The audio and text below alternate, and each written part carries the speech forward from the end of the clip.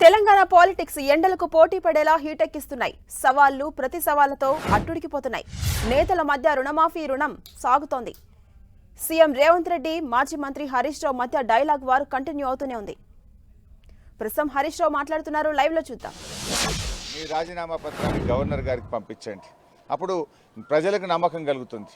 లేదంటే నువ్వు మళ్ళొక్కసారి రాష్ట్ర ప్రజల్ని మోసం చేస్తున్నావని, పార్లమెంట్ ఎన్నికల కోసం దేవుడి మీద ప్రమాణాలు చేస్తున్నావని చెప్పి ప్రజలు స్పష్టమవుతుంది. ఎందుకంటే మీకు అలవాటు, గతంలో కూడా కొడంగల్లో ఓడితే రాజకీయ సన్యాసం తీసుకుంటామని మాట తప్పిన చరిత్ర మీకున్నది. అసెంబ్లీ ఎన్నికల్లో ప్రజలకు ఇచ్చిన మాట నిలబెట్టుకొని చరిత్ర మీకున్నది. ఇది మరొకసారి రాష్ట్ర ప్రజలు మోసపోవద్దన్నదే నా ఉద్దేశం. ఎందుకంటే నా పదవి కంటే నిజంగా నువ్వు చేయాలని నేను కోరుకుంటున్నా, అమలు జరగాలనే నేను కోరుకుంటున్నా, ప్రజలకు మేలు జరగాలనే నేను కోరుకుంటున్నా. 5 ఏళ్ల నా ఎమ్మెల్యే పదవి కంటే ఈ రాష్ట్రంలోని కోట్ల మంది ప్రజలకు రుణమాఫీ జరగడం, అక్కా చెల్లెళ్లకు 2500 రూపాయలు మహాలక్ష్మి కింద అందడం, 42 లక్షల మంది ఆసరా పెన్షన్దారులకు డిసెంబర్లోనే 4000 రూపాయల పెన్షన్ ఇస్తాను నువ్వు చెప్పావు. ఆ 4000 రూపాయల పెన్షన్ అందితే అంతకంటే నాకు సంతోషం ఉండదు. ఎమ్మెల్యే పదవి కంటే కూడా రాష్ట్ర ప్రజలకు మేలు జరగడంలోనే నాకు ఆనందం ఉంది, నాకు సంతోషం ఉంది. ఇలా ప్రతిపక్షంగా మా బాధ్యతనే మిమ్మల్ని అడగడం, కానీ ఇలా మీరేందంటే ప్రతీకార చర్యలకు పాల్పడతా ఉన్నారు. ప్రశ్నిస్తే ప్రతీకార చర్యలకు దిగుతూ ఉన్నారు, అక్రమ కేసులు పెడతా ఉన్నారు, ప్రతిపక్షం అనేది లేకుండా చేయాలని చూస్తూ ఉన్నారు. ఇలా రాష్ట్ర ప్రజలు మిమ్మల్ని అమలు చేయమని అధికార బాధ్యత మీకు ఇచ్చారు. మీరు అమలు చేయకపోతే ప్రశ్నించమని ప్రతిపక్ష బాధ్యత మాకిచ్చారు. ఇవాళ ప్రధాన ప్రతిపక్షంగా మీరు ఇచ్చిన మాట అమలు చేయాలని మిమ్మల్ని ప్రశ్నించడమే మా బాధ్యత. మేము ఒకవేళ ప్రశ్నించకపోతే రాష్ట్ర ప్రజలు మాకిచ్చిన బాధ్యతను మేము నిర్వర్తించని వాళ్ళం అవుతాం, మేము ఫెయిల్ అయిన వాళ్ళం అవుతాం. అందుకే ఇవాళ రాష్ట్ర ప్రజల కోసం, రాష్ట్రంలో మరి బడుగు బలహీన వర్గాల కోసం, పేదల కోసం, మహిళల కోసం, రైతుల కోసం నేను రాజీనామాకు సిద్ధపడ్డా. కనీసం ఈ ప్రయత్నం ద్వారానైనా ముఖ్యమంత్రి గారు ఇవన్నీ అమలు చేస్తారని ఆశిస్తున్నా, ప్రజలకు మేలు జరుగుతుందని ఆశిస్తున్నా. మరి నేను ఈరోజు ముఖ్యమంత్రి గారిని కూడా గన్ పార్క్ దగ్గరికి వచ్చి తన నిజాయితీ రుజువు చేసుకోవాలని డిమాండ్ చేస్తున్నా.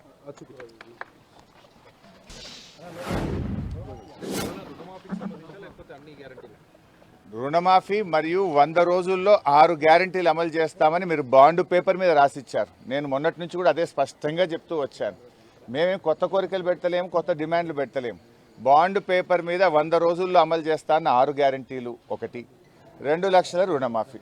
దీనికి మీరు ఏదైతే ప్రజలకు హామీ ఇచ్చారో ఆ హామీలను ఇకనైనా ఆగస్టు 15లోగానైనా చేయాలనేదే నా డిమాండ్. వాస్తవానికి 6 గ్యారంటీలు 5 అమలు చేశామనేది బోగస్. మొదటి గ్యారంటీ మహాలక్ష్మి కింద 2500 రూపాయలు ప్రతి మహిళకి ఇస్తామన్నారు, వచ్చిందా? రెండవ గ్యారంటీ ప్రతి పేదలకు డబుల్ బెడ్రూమ్ ఇల్లు మంజూరు చేస్తామన్నారు. ఈ రాష్ట్రంలో ఒక్కరికైనా మంజూరైందా? మూడవ గ్యారంటీ రైతులకు 15,000 రూపాయల రైతు బంధు, 500 వడ్లకు మక్కలకు బోనస్, కౌలు రైతులకు 15,000, వ్యవసాయ కూలీలకు 12,000. మూడవ హామీలో ఏ ఒక్కటి కూడా అమలు కాలేదు. నాలుగవ హామీ మహిళలకు, వృద్ధులకు, ఆసరా పెన్షన్దారులకు ఇప్పుడున్న పెన్షన్ను 2,000ను 4,000 రూపాయలు చేస్తామని 4వ హామీ ఇచ్చారు, అది కూడా అమలు కాలేదు. 5వ హామీ వారు ప్రజలకు ఇచ్చింది, విద్యార్థులకు 5 లక్షల రూపాయల కార్డులు ఇస్తామని చెప్పారు. ఏ ఒక్క విద్యార్థికైనా అందించారా అని అడుగుతున్నా. సో 6లో 5 కూడా అమలు కాలేదు. ఇంత స్పష్టంగా నేను సూటిగా అడుగుతా ఉన్నా. నేను ఇప్పుడు మీ మహాలక్ష్మి పేపర్ యాడ్ల నుంచే నేను అడుగుతా ఉన్నా, ఇందులో నిజంగా అమలైందా? ఏ టీవీ వేదికలో చర్చకు రావాలో చెప్పండి, నేను చర్చకు సిద్ధం. 6లో 5 అమలు కాలేదు. ఒక బస్సు తప్ప మీరు చేసింది ఏమీ లేదు. మిగతా అన్నీ కూడా తూతూ మంత్రంగా 1, 2 నామమాత్రంగా చేశారు. ప్రధానమైనటువంటి 5 హామీలను పక్కన పెట్టారు. మహిళలకు ఇచ్చే 2,500, వృద్ధులకు ఇచ్చే 4,000 రూపాయలు, విద్యార్థులకు ఇచ్చే 5 లక్షల రూపాయల కార్డు, రైతులకు ఇచ్చే 15,000 రైతు బంధు బోనసు, పేదలకు ఇచ్చే ఇండ్లు, ఏది అమలు చేయకుండా ప్రజల్ని మోసం చేసి 6లో 5 అయినాయి 1 చేస్తే అయిపోతుంది అనేటువంటి తప్పుడు ప్రచారాన్ని చేసి మరోసారి రాష్ట్ర ప్రజల్ని మోసం చేయాలని చూస్తూ ఉన్నారు. ప్రజల్ని ఒక్కసారి మోసపుచ్చొచ్చేమో కానీ ప్రతిసారి మోసం చేయలేరనేటువంటి సత్యాన్ని కాంగ్రెస్ పార్టీ, ఆ ప్రభుత్వం గమనించారు.